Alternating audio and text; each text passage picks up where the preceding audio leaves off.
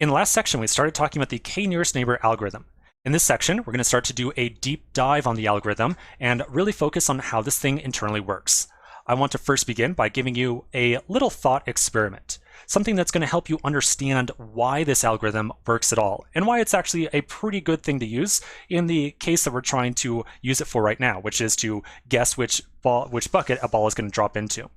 So here's our thought experiment to help you understand why this algorithm is going to work really well. I want you to imagine for a second that we put a ball 300 pixels away from the left-hand side, so this is a drop position of 300, and we drop it 10 times right around that spot. Maybe not exactly at 300, but maybe right around 300. So we go right here, we click 10 times, and we record each of the buckets that it falls into. And so we end up with maybe a data set that looks like this. Again, we did not drop the ball exactly at 300, but we dropped it right around it.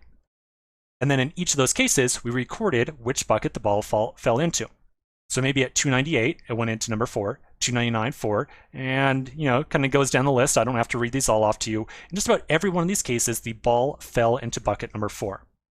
So now with these observations in hand, I want to ask you a question. If we dropped a ball at 300 pixels, which bucket do you think it would fall in? Well, this is kind of an easy question.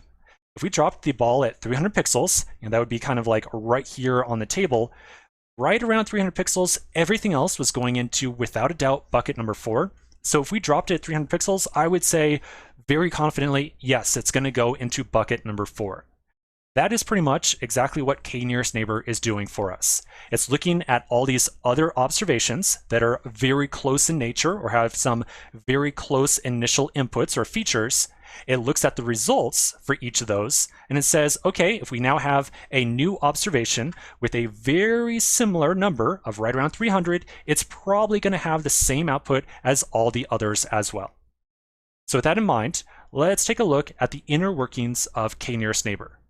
Now in this diagram right here, we're going to walk through the exact code, more or less, that we're going to write to implement this algorithm. If these steps seem confusing, that's totally fine, because like I said, we are going to implement this algorithm from scratch. So right now, this is just kind of a little taste of what to expect with all the code that we're going to write.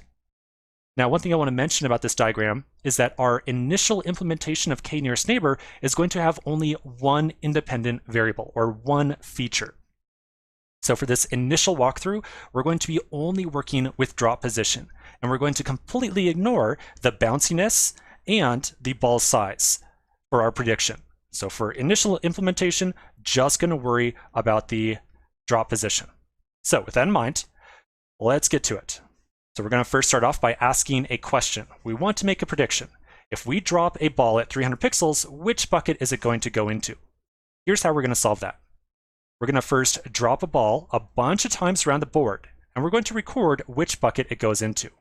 So in other words, we're going to go back over here, and we're going to click all over the place. We're going to drop a bunch of these different balls, and we're going to record which bucket each of those go into. Remember, we already wrote the code to record that data. After that, we're going to take each of those different observations, and we're going to subtract the drop point of each of those observations by 300 pixels. And then we're going to take the absolute value of the result. And as a reminder, the absolute value essentially just turns a negative value into a positive one. It essentially takes the magnitude of a number. Now this step right here might be a little bit confusing, so let's take a look at these first two steps in diagram format. Okay, so step number 1, again, that was to drop a ball around the board a bunch of times. So let's imagine that we dropped the ball a bunch of times at all these different positions, and we recorded the bucket for each of those. Step number 2 is to take those drop positions, subtract 300 from them, and then take the absolute value of the result. So I've now added in a new column right here to represent that second step.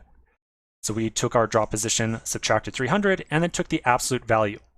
As you might guess, this is going to determine how close or how similar each of these other drops were to the data point that we actually care about of 300. You'll notice that a drop position of 0 minus 300 gave us a value of 300. That means to say that if we drop a ball right here at drop position 0, remember that's reflected up here at the top right-hand side.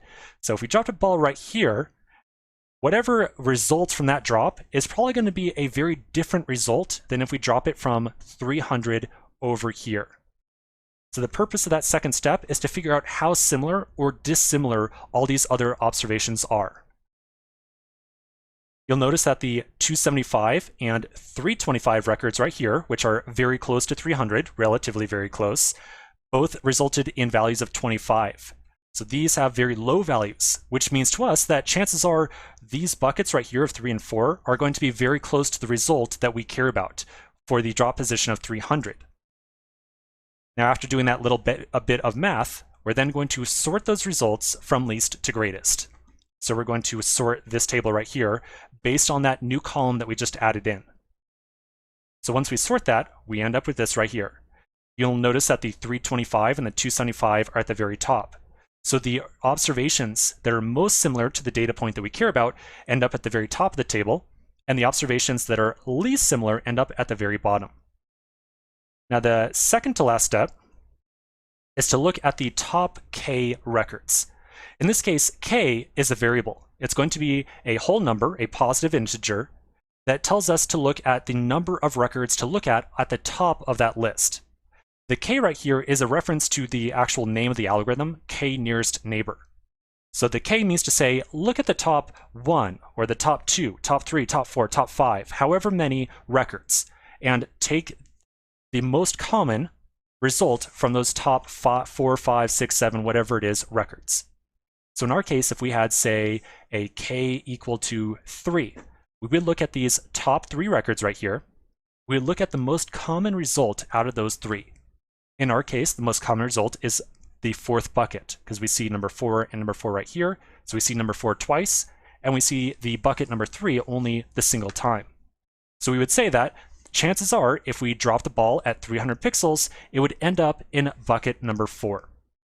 Now the value k right here is obviously a very important factor. If we had changed k equal to, say, 4 instead, and considered the top 4 records, we would then have bucket number 4 twice, and bucket number 3 twice as well. And so that would put us in a little bit of a bind, and it would be kind of tough for us to figure out, well, we got like a 50% chance for bucket number 4 and 50% for bucket number 3. So that makes life a little bit more challenging. You might think, okay, well, how do we actually pick out a value for k? Well, in reality, there's no magic number of k. There are different metrics we can use to kind of analyze the result after the fact, but there's not necessarily a very strict rule that says, oh yeah, k must always be 4 or 5 or 6 or whatever it might be. We'll take a look at a couple of different strategies over time to kind of optimize the value of k that we pick here by looking at the actual accuracy of our predictions. Okay, so that's pretty much it. That is the k nearest neighbor algorithm in a nutshell. Again, we're going to first take a bunch of data readings. We're going to figure out how far away each of those drops were from the 300 pixels we care about, or whatever the drop position is that we care about. We're then going to do our sorting, look at the top k records, and then find the most common bucket. So let's take a quick pause right here. When we come back to the next section, we're going to start writing out this algorithm from scratch inside of our code editors.